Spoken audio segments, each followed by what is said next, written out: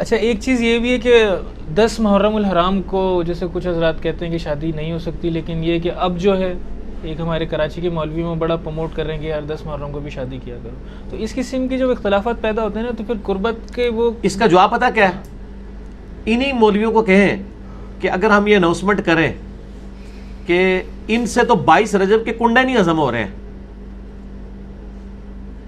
کہتے ہیں جی حضرت معاویہ کا یوم وفات ہے. حالانکہ شیعہ کہتے ہیں ہم تو اتنی حضرت معاویہ کو اہمیت نہیں دیتے کہ ہم ان کے اوپر کو کریں گے. وہ تو امام جعفر کے ساتھ منسوب کرتے ہیں، ہے تو وہ بھی بدعت ہے، ہم نہیں اس کو مانتے. ان سے 22 رجب کے کنڈے نہیں ہضم ہو رہے کہ جی دیکھیں حضرت معاویہ کا دن تھا اور یہ خوشی کا دن منا رہے ہیں، اس کو وفات کا دن تھا کہتے ہیں نا. اب میں ان کو پھکی دیتا ہوں کہ حضرت حسین کی شہادت کا دن 10 محرم ہے، تو آپ لوگوں کو خوشی منانے کی ترغیب دلا رہے ہیں.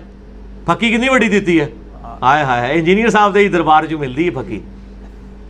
انہوں نے چاہیے یہ 22 رجب کے اوپر بھی کہا کریں کہ حضرت معاویہ کا یوم وفات ہے، آپ خوب اس دن شادیاں اور خوشیاں منایا کریں. کہیں گے سر تو آپ کو پتہ چل گیا کہ صحابہ کی محبت سے مراد صرف ادر دین اہل بیت کی محبت مراد لی جاتی ہے. اہل بیت کے دفاع کے لیے کوئی نہیں کھڑا ہوتا. یہ جتنے لوگ ہیں یہ 22 رجب کے کنڈوں کو اس دن خوشی منانے کو کنڈیم کرتے ہیں. دیکھیں جی حضرت معاویہ کی وفات کا دن ہے، یہ لوگ منا رہے ہیں. دوسری طرف یہ کہہ رہے ہیں 10 محرم وفات کا دن ہے، آپ اس دن خوشی منائیں. تو سر یہ کھلا تضاد نہیں ہے کیا؟ یہ پھکی دے آندہ جو کہنا ہے 10 محرم کو شادی کرنی ہے، انہوں کا تو 22 رجب نو بھی ویاہ کر. تو دیکھیں کس طرح سیکھ پاؤ گے. ہم کہتے ہیں نہ 22 رجب کو کریں نہ 10 محرم کو کریں. اس کی دلیل ہم کیا دیتے ہیں؟ بخاری مسلم کی حدیث ہے. نبی صلی اللہ علیہ وآلہ وسلم نے فرمایا اے عائشہ اگر تیری قوم نئی نئی جہالیت سے نہ پھری ہوتی میں حتیم کو توڑ کے کعبے میں داخل کر دیتا. لیکن یہ کہیں گے کعبہ ہی توڑ دیا، آج تک حتیم باہر ہے فتنے کی ڈر سے. قرآن میں فتنہ قتل سے بڑھ کے. ظاہر ہے ایک امت کا دکھا ہوا دن ہے. میں نہیں کہتا کہ آپ سوگ منانا شروع کر دیں، لیکن ایک غم کا دن تو اس حوالے سے تو ہے امت کے لیے. اس غم سے ہم باہر تو نہیں آ سکے. آپ نے جان بوجھ کے اسی دن میں کرنا ہے. آپ 11-12 محرم کو کر لیں شادی. ایون 10 محرم کا ہم شریف فتویٰ تو آپ پہ نہیں لگائیں گے، لیکن ہم وہی والا فتویٰ لگائیں گے جو آپ 22 رجب کے اوپر لگاتے ہیں. آپ امیر معاویہ کے لیے آپ کی رگ بھڑکتی ہے، جو خلیفہ راشد بھی نہیں ایک ملک ہے. ہم خلفۂ راشدین کے لیے کیوں نہ تڑپیں؟ ان کے بچوں کو قتل کیا گیا، ان کے لیے کیوں نہ تڑپیں؟ تو میرا تو یوٹیوب کے اوپر کلپ ہے کہ 10 محرم کے اوپر شادی یہ وہ. میں نے کہا لوگوں کے بچے مر جائیں نا عید کے دن، پوری زندگی عید پہ نیا سلوٹ نہیں لوگ سلواتے ہیں. ٹھیک ہے، دکھ ہوتا ہے نا. باقی یہ کہ وہ ماتم نہ کیا جائے یا سوگ نہ منایا جائے، لیکن غم تو انسان ختم نہیں. غم تو نبی علیہ السلام نہیں کر سکے. پھکی لے لیں اس پہ. نبی علیہ السلام کے بارے میں قرآن میں ہے حریص علیکم بالمؤمنین رؤوف الرحیم. ٹھیک ہے جی. فتح مکہ پہ واشی مسلمان ہو گیا. فتح مکہ پہ حضرت حمزہ کو فوت ہوئے ہوئے کتنے 3 دن گزرے تھے کیا؟ 5 سال گزر چکے تھے. تو نبی اسلام کا غم تازہ تھا. کسی نے حضور کو مشورہ دیا حضور 3 دن سے بعد تو سوگ ہی نہیں ہوتا، آپ حمزہ کو لے کے آج تک بیٹھے ہوئے. نبی علیہ السلام فرمایا واشی تو واشی ہے یا رسول اللہ، قاتل حمزہ یا رسول اللہ تو ایسا کر سکتا ہے؟ مجھے اپنی شکل نہ دکھا. یہ صحیح بخاری پڑھ رہا ہوں، کسی حکومتی ملے کی لکھی ہوئی کتاب نہیں پڑھ رہا ہوں. فرمایا مجھے اپنی شکل نہیں دکھانی، تو قاتل حمزہ ہے.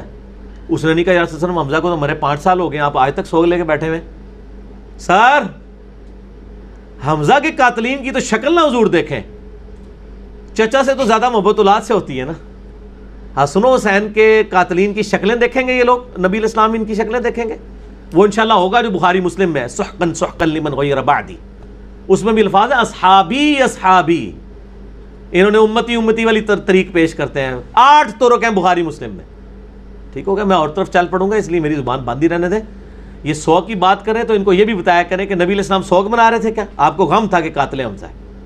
ہمیں بھی غم ہے کہ آپ 10 محرم والے دن کم از کم حسین علیہ السلام کے فضائل نہیں بیان کر سکتے. ظالموں لوگوں کو شادیاں کروانے کی تو ترغیبیں نہ دلاؤ. شرم کرو، ڈوب مرو.